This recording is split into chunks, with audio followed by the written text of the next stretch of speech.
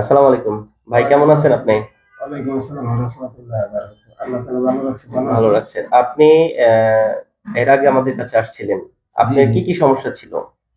আমার ওই যে যৌন সমস্যা ছিল, স্ত্রী সহবাসে ব্লাড যাইতো। হুম। সেজন্য আপনার এখান থেকে ৩ ডোজ ঔষধ নিয়ে খাই আমি সুস্থ হয়েছিলাম।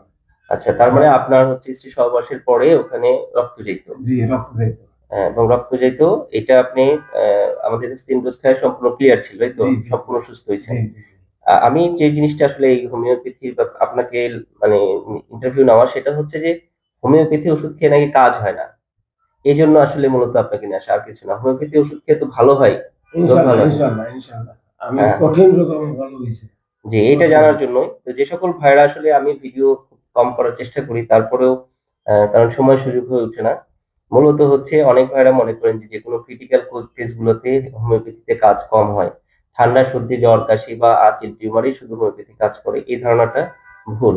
কারণ ভুল, হচ্ছে ভুল। এই ভাইয়ের ছিল কি যে, তার সহবাসের পরেই বীর্যের সাথে রক্ত আসতো। হ্যাঁ?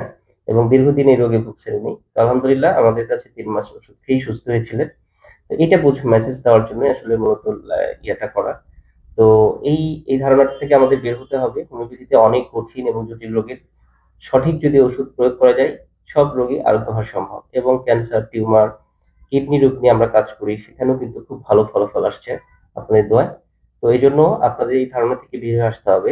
কারণ হোমিওপ্যাথিতে যেকোনো ধরনের রোগের ওষুধ আছে এবং সঠিক সময়ে সঠিক ওষুধ প্রয়োগ করলেই কিন্তু সুস্থ হতে পারে। তো ধন্যবাদ। সবাই ভালো থাকবেন, সুস্থ থাকবেন। সবার জন্য শুভকামনা এবং দোয়া থাকলো। আসসালামু আলাইকুম।